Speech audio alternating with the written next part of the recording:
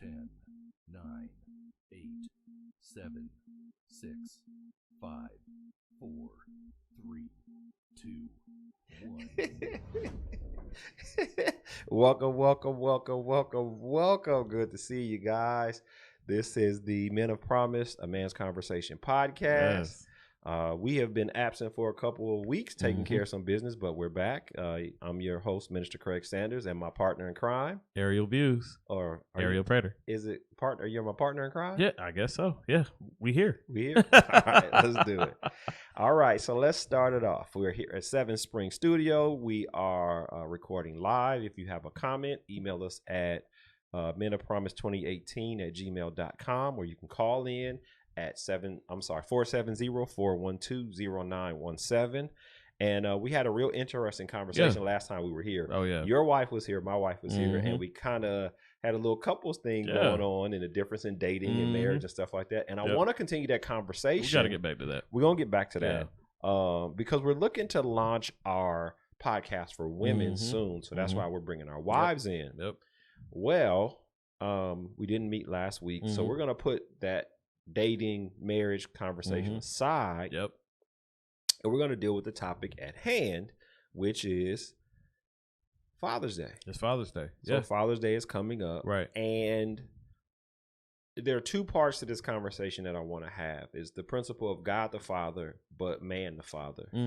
And also add the blended father into the conversation. Right. We've had these conversations in the past in this podcast, but I want to go as deep as we can today and just talk about these topics, because if you don't understand God as the Father, do you really understand what your position as a father is? No, that's the best example that we have. It's the best example. Right. All right. So talk to me about you and God the Father and how your father parallels, or the parallel between your father and your relationship with God. Yeah, definitely. So, and I personally, I like it when people put it back on things that you did as a child, right? That you know you're wrong in or whatever. Right. And then they make the parallel to that's how God still is with us, right? So if we're hard-headed, right? If we did something that we're not supposed to do, and we continually do it in the earthly realm, right? With your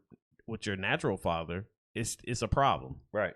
It's a problem. Right. So why wouldn't it be a problem for God being the God the Father? So I always like it when it's put in terms like that of, yeah, man, when you just keep messing up, you keep messing up. He might even send you the first time might be a real quick, okay, here's a reminder. Right.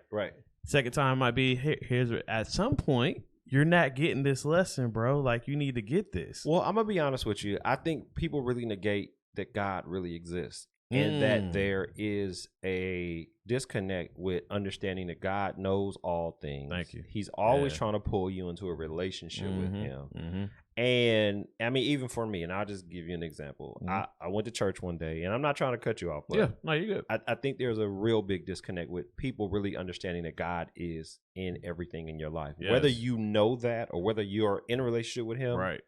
So here was my mindset. If God don't mess with me, I ain't gonna mess with him. Okay. But if I do get in a relationship with God, I know I'm gonna do it 100%. Yeah. I'm not gonna shake and fake, because, as a teenager, we would go to church and we weren't listening. We didn't want to hear what the pastor had to say. So we're, fumbling for 2-3 hours and you didn't really want to be there. That's true. And so as a teenager, when I got to the age where I didn't have to go, I didn't go. Well, one Sunday, and the church we went to, the pastor was like, everybody on the end of this row right here, all the way to the back, come up, I want to pray for you. But my butt was sitting on the end. Okay.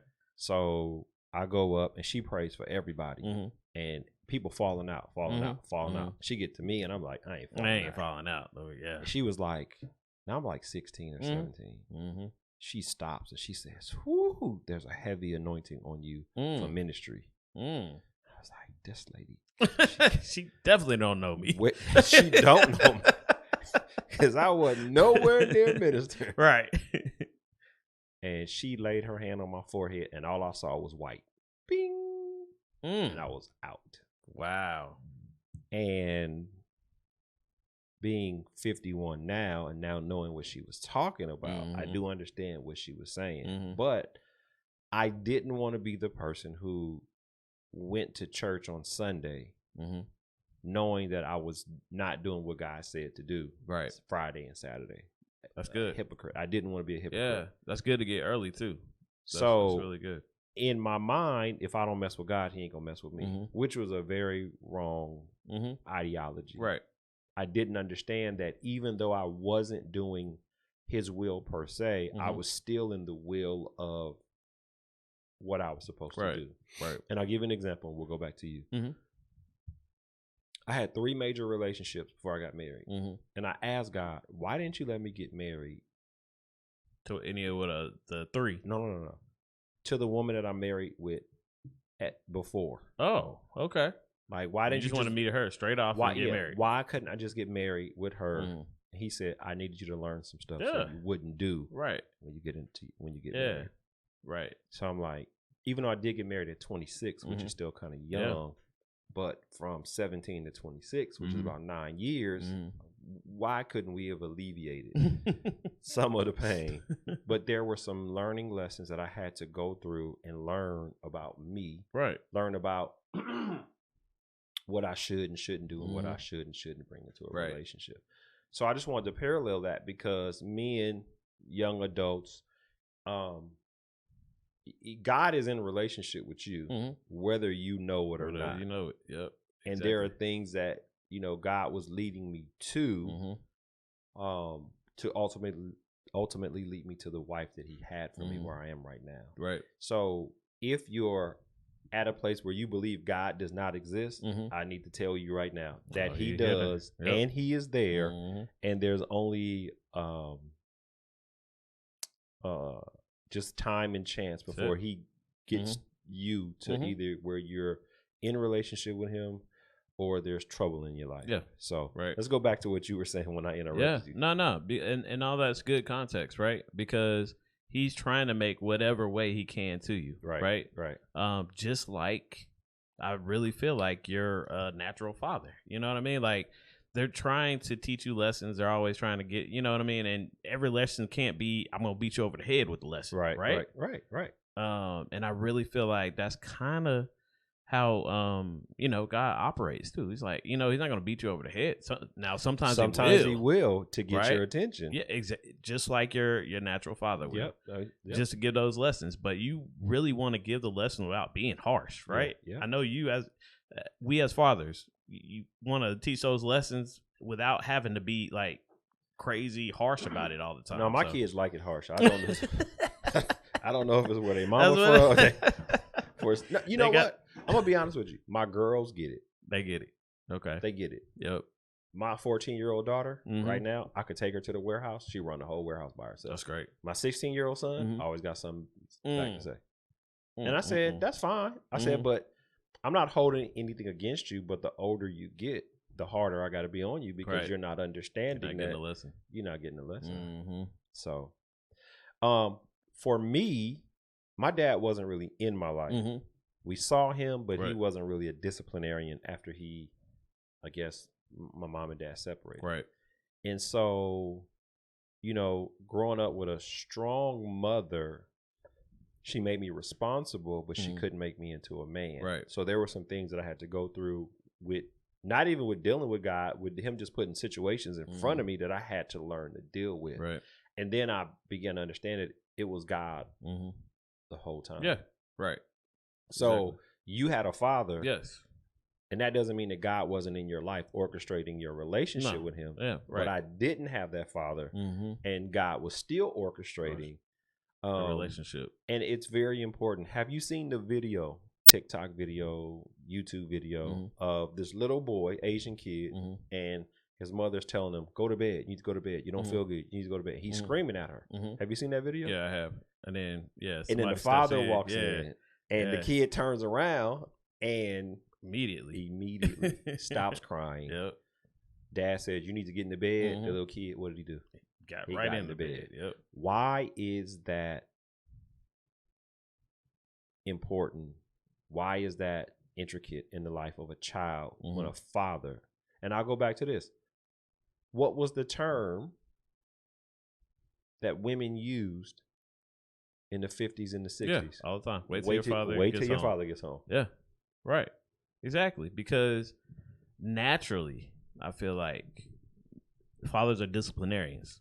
Structure builders. Yep. Structure, not based on emotions, right? This is what we have to do, and this is why we have to do it. And moms are more emotional. Yep, exactly. And so what happens, a kid can cry. Get to those emotions. Yep. And a mother will change her disposition. Mm-hmm. Yeah. It's important. Right. It is. It's important. I have mentored, counseled a lot of men who blame their fathers for certain issues. Okay. And this is for a man who may be growing up and the father is not in his life. And this is what the Lord told me one day. And this is deep. Your father's seed, if your father is not in your life, this is for man, woman, girl, son. If your father is not in your life and you feel you're suffering, you need to lean on God. You need to lean on the men that God is placing in your direct path. But understand this. The seed of your father was important enough to create you. Yeah. But the character of your father wasn't great enough to lead you into life. Yeah, that's good. So when you have the situation like me, where my father was not direct in giving me structure, discipline, and the things I needed to become a better man, God stepped in. He sent other men in that I watched. And those were I'm going to call them icons in my life that helped me without even knowing what I was going through. Right. And so the factor of life was important, but the character of raising you was not there. Right. So God would rather that person not be in your life, leave you alone, and allow God to nurture you in a way that you're supposed to. Exactly. Because the Bible says that God takes care of widows, orphans, and those who've been abandoned. And in either one of those, the figure of a man is not there, and God then steps in. Right. Elijah with the widow with the two sons. Elijah was the vessel that God was using to bring the prosperity that the lady needed. Right. Where was the husband? We don't know. Right. So it's important. And then when we talk about the fact that the seed was important, but the character wasn't, now we come into the blended family. We come into the stepfather position, which me and you were both in. And I was hoping that the women would be here, the wives would be here, so that they can give their understanding of how important these men that have stepped in to help, not even stepped in to help, stepped in to take care of.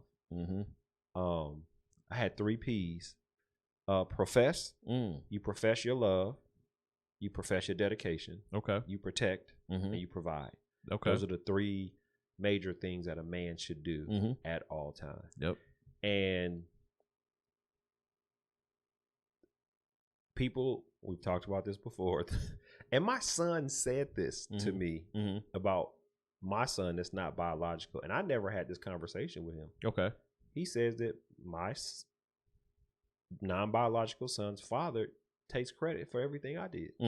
He said, I said, what did you and your brother talk about that? He said, no. He said, every time we see him and he's around older brother, he said, it's apparent. He's gloating. He's got his chest up high. And wow. If what you guys said about him is true, and he was there as a father, he picked his son up. Right. And I'm gonna be honest with you. We sent my son to New York for maybe a band trip or some kind of something. And we had to raise like $2,500. Right. This dude didn't even give $50. Yeah, right. And then we asked him the day before, can you give him some cash? Yeah, just for eating or whatever. Yeah. Nothing. 0. Terrible. But at the wedding, at the graduation, anything that he did, his chest is out. Yeah, exactly. And at my son's wedding, he came to me and he was talking with my son. And he looked up at me like he wanted to say congratulations to me. I just walked by him. Wow. There's no need for me to have a conversation. Yeah. I'm not mad at you. I'm not salty with you, but he was so immature in dealing with all the life events. Right. I've forgiven you. I'm not holding anything against you. Yep. I choose not to talk to you. There's nothing we need to talk about. Yep. He's married now. Anything that he needs to deal with life, he's going to choose either me or you or God, and that's his choice, his decision. So I don't need a relationship with you because he's already grown. Now, if this would have happened 25 years ago, it may have been a different situation or a relationship we could have worked on. Right. But the importance of a single woman marrying a man and a man wanting the responsibility of someone else's child. The child doesn't understand, and I don't think the woman even really understands that when you got married, you didn't have any children. Right. I didn't have any children either. Right. And was happy of the fact that my wife had a child that I mean, just having a child for me I was cool with it. Because even in the 90s, 5 out of 10 women had children. So if you were to date a woman, you're most likely going to date a woman with a child. Father's Day, and I told my son yesterday, I said, Father's Day needs to be every day. So what's that mean? So what's that mean for you? What do you get to do on Father's Day that same thing different? I do on Mother's Day? Cook for I do everything. But you know what? And I'll be honest with you. I don't celebrate Valentine's Day. Mother's Day is, and I'm going to be honest with you. Mother's Day is for my kids to celebrate her as their mother. Right. Yeah, definitely. I also celebrate my mother. Right. Yes. That's what Mother's Day is for. Right. One of my sons came to me recently, and this is what he said. He said, Dad, I've been missing it. And I said, what do you mean? He said, when I was a child, I was difficult. He said, I remember getting into it with you all the time. He said, I just noticed that even though as a child, I thought you weren't there for me. He said, now I look back and you were always there. Right. I said, what do you mean? He said, I remember a couple years ago, we got into it big time. He said, and the next day I called you and asked you for help. He said, and you were there. Yeah, you were there. He said, you wasn't mad at me. Right. He said, you helped me. He said, and now I'm now understanding that I've been going to my mom for information, knowledge, when I should have been coming to you. Yep. And this is what he said. Because she gives me information and knowledge based off of feelings. And you give it to me direct. Right. And what I should do and what I shouldn't do based off of what needs to be done. Right. And those are the characteristics that a father should lead his child into. However they accept it, that relationship has to be worked out that way. Exactly. And for a while, I just had to let my son do whatever. I don't get in their relationships. Yep. Unless they bring it to me. Yeah. But those are the things that's true leadership. It is. Yeah. And now he's of age where he now understands to be a man is not going to your mother. Right. And that's no disrespect to his mother. But you need to have some conversations sometimes that are a little bit harder. Right. And not based off emotions. You need that structure. You need that this is how I've seen the world and we know how it is and how hard it is out here. And this is what you need. Yeah. I was gonna hop in there and say that, and I'm glad you did go ahead and give us the personal lesson of that. But at many times, when you're going through, and I'm glad I did have my father there, so I could have get the hard lesson. You know what I mean? The stuff you really need to hear, but you might even be trying to hear it at the time. You're not. And but how many of those hard lessons and hard times were you thankful that you heard? Like I'm so thankful that I got that in the moment, especially when something was hard. And turn around and look at you. So what did you do here?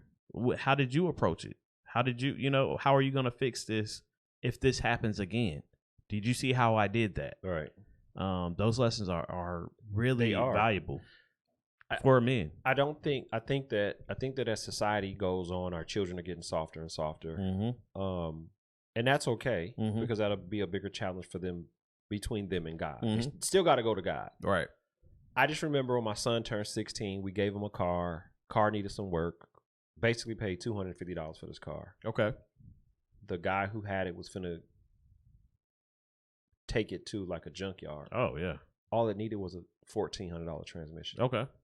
So we took the car, put the transmission in, made sure it was running. It needed a tune up. It needed spark plugs, needed wires, needed alternator, and we charged the AC. And so at the time, I didn't know that my son had like $20,000 in the bank. Okay.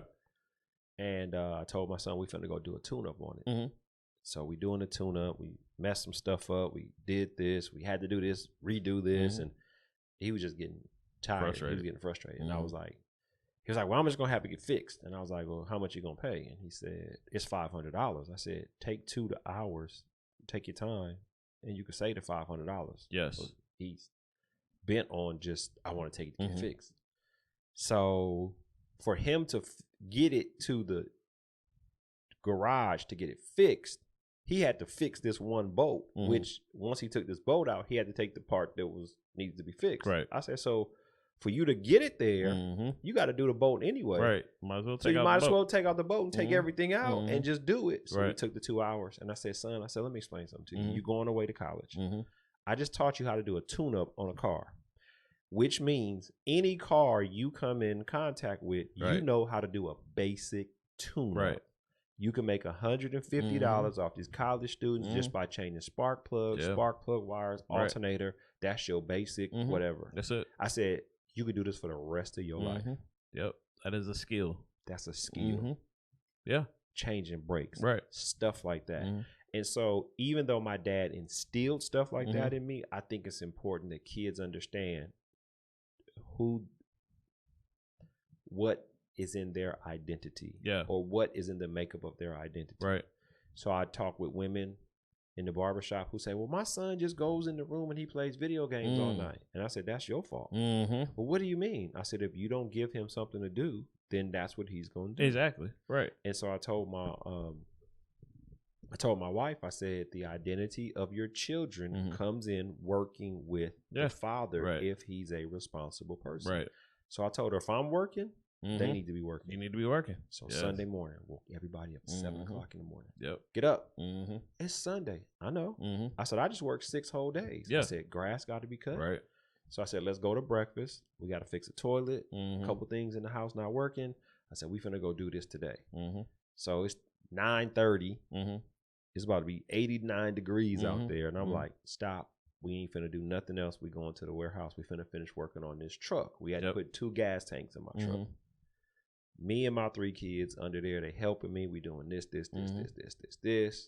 Start the car up. It works. That's great. 6-hour job. But my 14-year-old daughter said, Daddy, I enjoyed that. Yeah, I exactly. had fun. Right. Yeah. So now that I know she enjoys it, every time I work on a car, I bring her with me. My 12-year-old son, he didn't say he liked it, but we're working on a car and he keep letting the jack up and down, up and down, up and down. Yep. And I'm like, son, you gotta be careful because if you let it down on somebody, it could fall. So I'm like, you too eager, zealous, but make sure you have. Right. My 16-year-old, that joking, he fell asleep under the car. We working.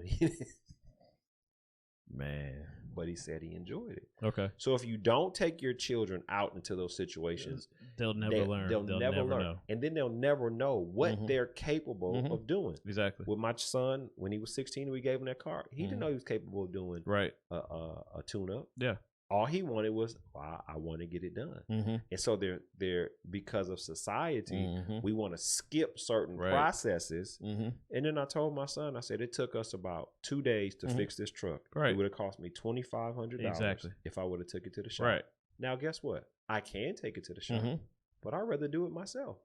Oh, there's a bunch of lessons in that, though. And I was going to go back when you said that, yes, he learned the lesson of the bolt and, having to get past this little setback to get set up and ready to do the next thing. But for me, the biggest important lesson was you didn't have to spend that money. Well, and keep that money in your pocket. Well, that's what understanding now, kids feel like if they got it, they spend it. Yep. And I'm going through that. I'm having to teach that lesson daily. Yeah. Just because you have it in the bank does not mean you spend it. Yep. And then what is it? Oh, okay. You just spent $20 on a meal. Does that make for yourself? For yourself. when there's food all over the place in the house. So why wouldn't you save that money? And for me, because I did still go to college, and it was still hard to get some of the meals. Yeah. And so I learned that value easy. Whenever you can get free food from somebody, You go for it. you got that free food. You're having to get resources to survive is different than him having to survive because all the resources are there. There. Right. But you would rather spend $20 from your own pocket that you feel like is a big pocket, but we know it's not. My 12-year-old is doing that right now. What'd you just order? I just ordered Chipotle. Why? Rice is in there, but we have to stop them and tell them, yes, this is a privilege. Yes. But this is what you should be doing. Right. So when my 16-year-old son, if he doesn't cook for him and his two younger siblings, he can't cook. Yeah. Breakfast, lunch, or That's dinner. Great. Yeah. That's a good You have to learn to take care of yourself and you have to learn to take care of those that are exactly under you. Right. Yeah, because I was 14 years old and I was taking care of a 2-year-old, my 2-year-old little sister. I was braiding hair. Right. I was walking her to the to her daycare. And God forbid if my dad forgot diapers, I'd have to walk back up there and walk back home. But I was a responsible young man. And so kids don't understand resources. They understand I want to get what I want to get. And that doesn't always work. Right. The society and the world says you can operate They're like pushing. that. But that's not practical. Right. Exactly. It's not practical. They will definitely smile and take your money all day, every day. Your last $2, they'll take it. They don't care. They don't care. And so you got to think about your money and where is it going. And really, what did you just do there? You spent $20 on what? What'd you do? One meal? And this is the thing. The meal may have been $10, but the taxes and the delivery fee is a third of what you have. Exactly. And you could have taken that $20 and had 3-4 meals if you really thought about it right. And that's what you're trying to do. I'm in the same situation. Right. And me and my wife, we did yesterday. My wife had an accident. We had to take her to the hospital. And I called my son, my 16-year-old, and I said, I need for you to make sure that you and your younger brother and sisters eat. Even though my oldest son had already fed him, you need to know how to assume the responsibility of the house when we're not there. And those are the things that he's failing at. Before I put him in a car, I need to see that you can take care of the house because I now need to teach you how to take care of this car. Yep. What we're teaching and what we're talking about, you might not understand, but it's principles that a father figure can put into your life and what kids need for today. And the only way you can give that to somebody is it has to be inside you first and foremost. Right. You know, you can't teach somebody CPR if you don't know CPR. Exactly. Right. You can't save a life. You can't help save a life if you haven't been prepared for it. And this is just preparation for young men to become not just stronger, but more educated. Yeah. They see this stuff on YouTube, which is just knowledge, but it's not education. And what we want to do is instill in women and men what should be instilled in kids today. Because if you go to, I don't even go to Atlanta anymore. Not that I'm afraid. Right. I'm afraid I'm going to have to kill somebody if something happens. Yeah. And I don't want to be put in that situation. Right. Atlanta today is what I grew up in LA with in the 80s. Yeah. It's getting there. Definitely. It's there. Yep. No, you're right. It's there. And I'm glad I live where I live now because Atlanta hasn't filtrated out here. But I can tell with the new neighbors that moved in my neighborhood. It's starting to come. It's on its way. Okay. Yeah, that's a little bit harder. Yeah. So if you're a teenager, if you are a young girl, you need to know what it's like to have the father protect you or profess his love for you, profess his love, his protection, and providing for you. Yes. Because that's what you're going to either expect from your husband or your boyfriend. And it's important. And with the father not in the home for a couple generations, these girls are just looking for love in all the wrong places. Even the young boys are looking for love. And the boys are more emotional and the girls are more masculine. Yeah. Yep. I told a young man, he said, this is a girl I'm interested in. I said, go buy her some flowers. He said, if I buy her flowers, she going to think I'm a cornball. I said, bro, that's what girls like. He said, not these girls. Is he right, though? Because for this generation, but you have girls. They not romantic. They don't know how to be romanced. Okay. My daughters, I flirt with my daughters all day long. I hug them, kiss them, grab them, tell them how important they are because I want them to expect that from. Right. I'm trying to ruin my daughter so that when the next man come, he's like, Mr. Sanders, what I got to do to. Right. Exactly. You brought her 1 rose, I give her 2 dozen. Yeah. You got to do better than that. Right. Yeah. Yeah. Exactly. It's just as important to instill it in a daughter as it is in a young boy. That makes sense. My goddaughter, and I think I told you that.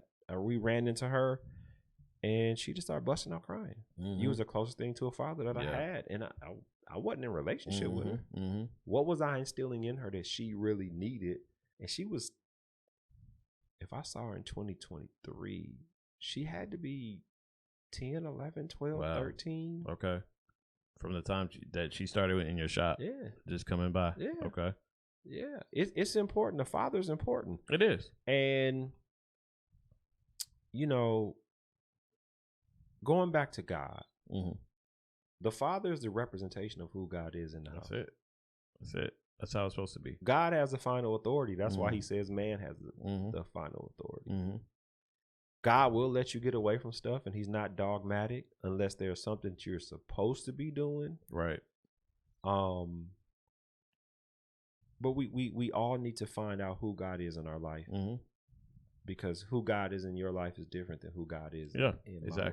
Right. And it doesn't make you wrong and me right, or me right and you wrong. God is just different to everybody. Different relationship. Yeah. You have to understand who God is or what the Godship is about to really understand who you are and where you need to go and what your responsibilities are. Right. My responsibilities, and I told you today, I'm not 19 no more. I can't work these 9-day weeks like I used to. Right. This not the second Monday in a row, but the second Monday in a month where I literally closed my warehouse and had to stop and take a nap because the previous 2 weeks I've just been going, nonstop. And I thank God that he gives me the grace and the mercy because my dad did instill a work ethic in me. Right. To get it done. But going back to saving the money, you don't know what you saved until you do it yourself and you count the cost and where I could take that $2,500 and put it someplace else. Exactly. You can definitely go somewhere else. And so they don't understand the value of money. Exactly. And I know you were saying that with your work with him with budget and all that type of stuff. But I need you to understand that you got to get this lesson. Yeah. Is he saving? Is he? He's getting a little bit better about it, but it's still he could do better. Let me say that. Yeah, he can do better because too, we're saving up for this car because I am very adamant about, hey, I will help you get it, but I need you to really understand what you save for. How dogmatic are you with him saving? I'm pretty. You own him? Yeah. I'm on him. Yeah, because I want this to happen. If you don't get it now, I don't know if you're gonna get it. I mean, he'll get it. He'll just be an adult trying to get a principle of life that he could have got at an early age. You're right. He may get it later on, but I know a lot of 40-year-olds that are not saving like they need to. I know some 50-year-olds.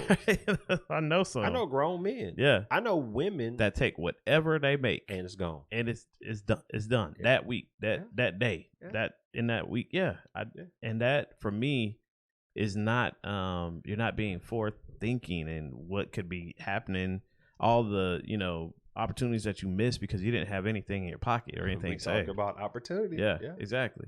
Yeah. So we got to get this lesson. I'm trying my hardest to get it. And going back to something we had a conversation about earlier, we talked about my truck and me working on my truck, and it's been like a 2-year process. And I'm gonna be honest with you, having the legacy of something that was my grandfather's, that's just as important as the man that he was. Right. And my grandmother telling me, you can have the truck. And she said, as long as you pay for it. And then when I leave the room, she turned around and tell my wife, he ain't got to pay for it. He can have it. Yeah. Right. And then she passes away about a year later. And 25 grandchildren. for her children who had passed on, she left money to. Right. She left money for her children, and she left money for her children who parents had passed on. Okay. The only person who got something of value that she left was me. You. Right. That's great. So to have something that was my grandfather's, I was just like, I got to get it fixed. I want to have it. And the more I wanted it fixed, God kept saying, no, not right now. Because we have to understand about operating in seasons with the things that God gives you. Right. The wealth that the children of Israel took out of Egypt, they couldn't use until they went into the promised land. So they carried it for 40 years, for a long time. And so I was telling you how it just felt good to have the car fixed because it was going back and forth and back and forth and not hundreds of thousands, but thousands of dollars here. And I'm like, God, why couldn't they fix it? And he was like, it wasn't time. And then I wanted you to fix it. Right. Because what did you do? You took 6 hours of your Sunday. Your kids were under there with you. There's a purpose and a plan for a man. Yeah. There's a purpose and a plan for a father to instill what God is, being patient and letting God instill in him what needs to be instilled so he can pass that on to the next generation. True. I got kids who already know are not going to college, and I'm fine with that. Yes. That's why I'm teaching my 14-year-old. Right. She's not college bound. I can tell you that right now. So guess what she's getting? Skills. Working on cars. Skills. Still got to have them. Working in the warehouse. Skills. Trades. Skills. That's what it comes down to.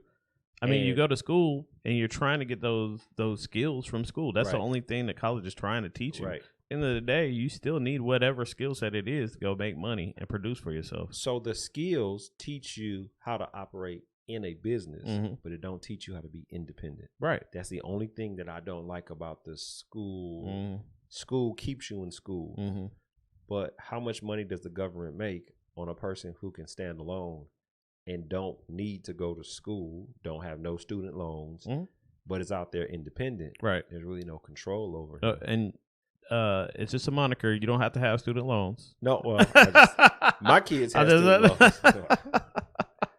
You can definitely get those scholarships. I'm just telling you what the principle that I learned. I feel you. But you know what the thing of it is as children grow, they have to define their own relationship with God.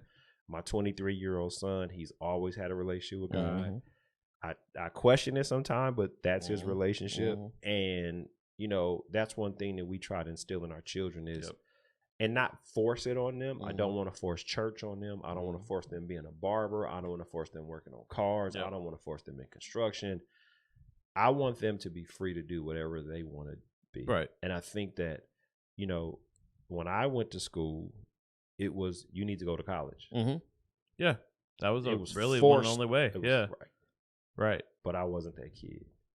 It's important that a father understand who he is, that a wife understand who she is, their positions, and what their positions are together in a family. The father instills, the mother nurtures. Right. But her nurturing has to support the vision of the father. And this is the thing. You have women nowadays that think they are stronger and smarter than a man, and it's disrupting family values and things that it's because they've had to be and there's nothing wrong with that, and that's like what they see, and society really is pushing for that. Like they want that so that men are out of it.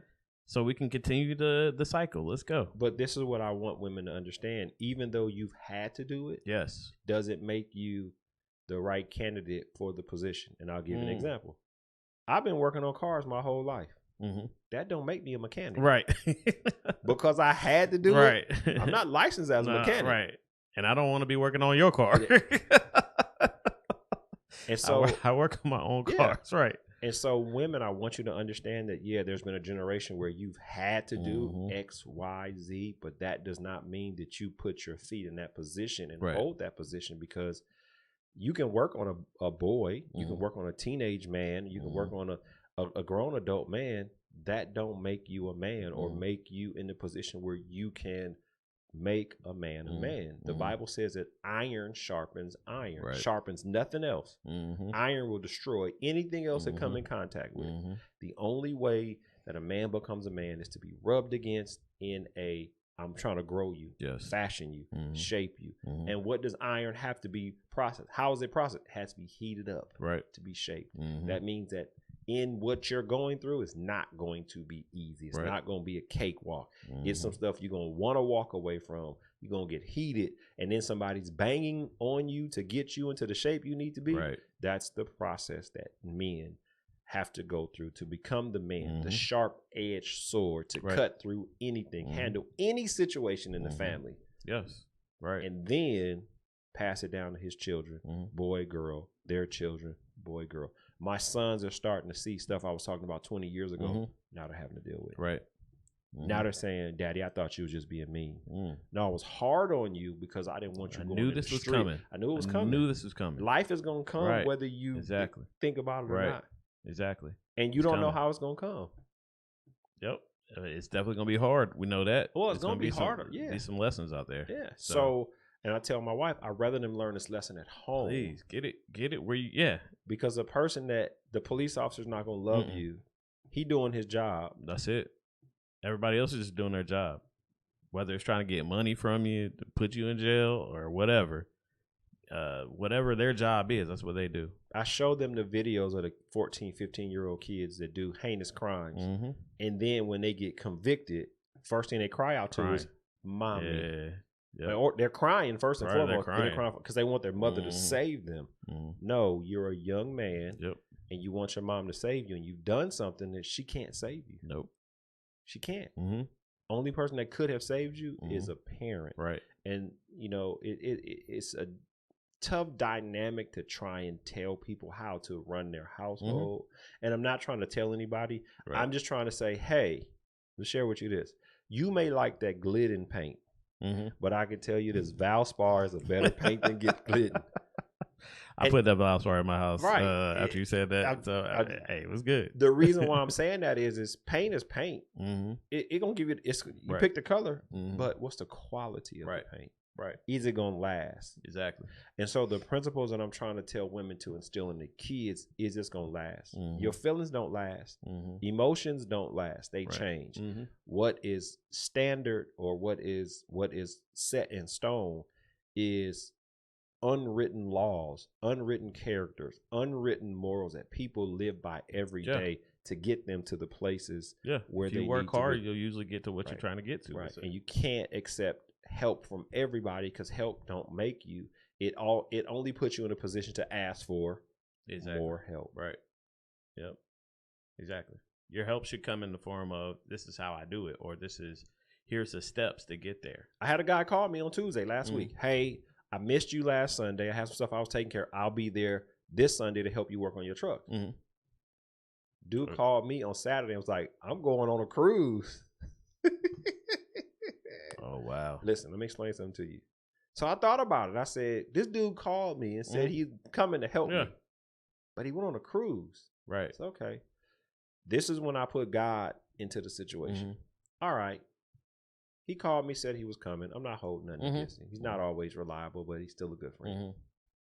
This needs to be fixed. If God wanted that person there to help me, he would have been there.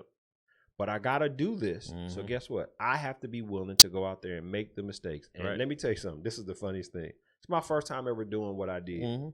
Trying to start the car, it won't start up. Trying to start the car, it won't start up. And I'm like, dog, I did all this work. Dad, my son said, Dad, is that liquid supposed to be dropping from the engine? The gas line, I took off. I put it back on there. It didn't secure. So as soon as the fuel pump started pumping, it pushed it apart. So he clamped that down. Car started up. That's it. Yep. So I'm like, okay, switch gas tanks from the front to the back. Then the front gas tank started leaking. Dad, is that fuel supposed to be coming from the front gas tank? I forgot to tighten one clamp. That's it. That's and how so it goes. I made some mistakes in something I really didn't know what I was doing. But 1 + 2 = 3. So if you do this step, you're going to get here. You might make a mistake in between, but as long as you continue, you're going to figure out your failures. And success is nothing but attempts That's failed. That's it. Keep trying. Failing. It has to happen. Failure is part of success. Part of it.